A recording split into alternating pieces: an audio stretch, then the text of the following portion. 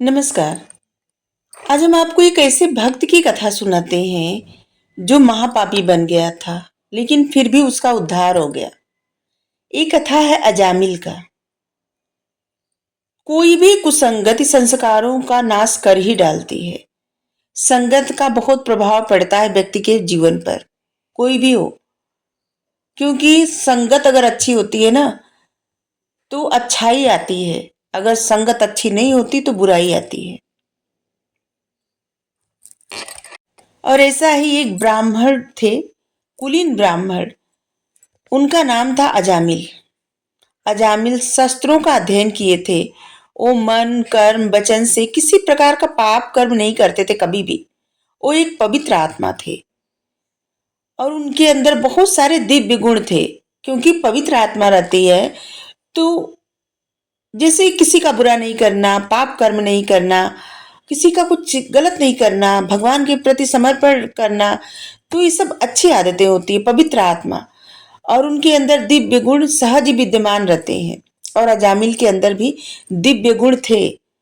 अजामिल रोज अपने पिता के द्वारा दिए गए यज्ञ के लिए, अपने पिता के द्वारा किए जाने वाले यज्ञ के लिए फूल फल ये सब और समिधा सब सामान लेके आते थे हमेशा। एक दिन जब अजामिल वन में सभी समिधा लेने गए थे और जब वापस लौट रहे थे तो उनकी नजर एक गड़िका पे पड़ी। वो गड़िका जो गाना गाती है, नाचती है, वो गड़िका युवक को रिझा रही थी। अजामिल का मन उस सुंदर गड़िका पर मोहित हो गया और उनका विवेक भ्रष्ट हो गया। उस गड़िका ने उनकी रातों की नींद छीन ली। अब तो उस गड़िका की प्रसन्नता ही अजामिल की प्रसन्नता थी। उसकी प्रसन्नता के लिए वह अपने घर की संपत्ति लुटाने लगे। उसकी कुचेष्टाओं से प्रभावित होकर अपनी विवाहित पत्नी को भी भूल गए और उसका परित्याग करके उस गड़िका के साथ रहने लगे। कुसंग के प्रभाव से जब अजामिल का कार्य न्याय अन्याय किसी भी प्रकार से धन अर्जित करके गड़िका के कुटुंब का पालन पोषण करना था, सिर्फ उस गड़िका का ख्याल रखना, उसकी इच्छाओं को पूरा करना, उसके ऊपर धन लुटाना, वो जो कहती थी वही करना और उसी के साथ रहना, सब कुछ छोड़ के अपने माता पिता अपनी पत्नी सबके छोड़ के चले गए थे। दूसरे प्राणियों के धन लूट कर लाने लगे और वो उनको ना धीरे धीरे चोरी करने लगे। क्योंकि उनको अपने घर से जो जो भी धन था उसको लुटा दिए और जब खत्म हो गया तो चोरी करने लगे और वो पाप कर्म करके धन ले आते और उस गड़िका पर लुटाते, दूसरों से लूट करके ले आते और उनको संकोच भी नहीं लगता क्योंकि गलत संगत मिल गई थी और अजामिल की बुद्धि भ्रष्ट हो गई थी। धीरे धीरे पाप कमाते कमाते वह बूढ़ा हो गए और उस गड़िका से उसकी 10 संतानें हुई, 10 पुत्र हुए।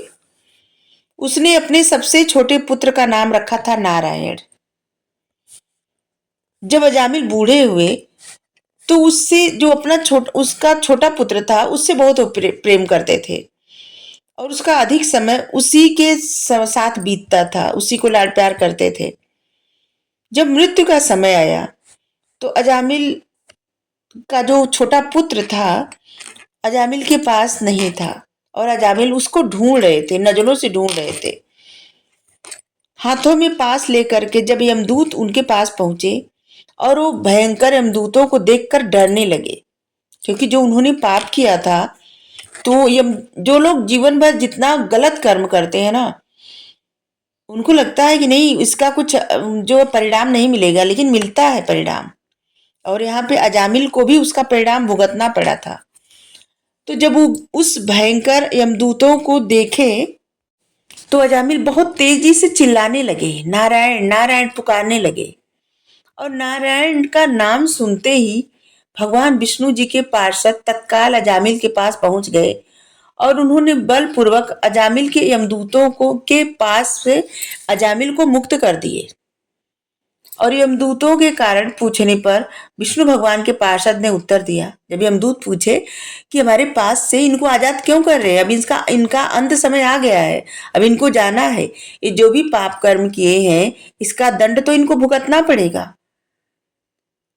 तो विष्णु भगवान जी के पार्षद ने कहा कि जिस समय इसने नारायण कहा, इन 4 अक्षरों का उच्चारण किया, उसी से इसके समस्त पापों का प्रायश्चित हो गया।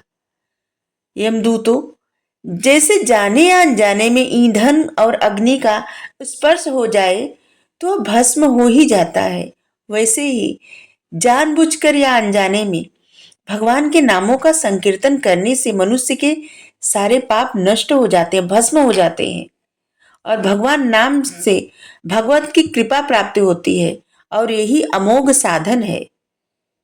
धर्मात्मा से पापी बना अजामिल अपने अंतकाल में नारायण का नाम लेने मात्र से पाप से मुक्त हो गया और वो विष्णु लोक में अधिकारी बना।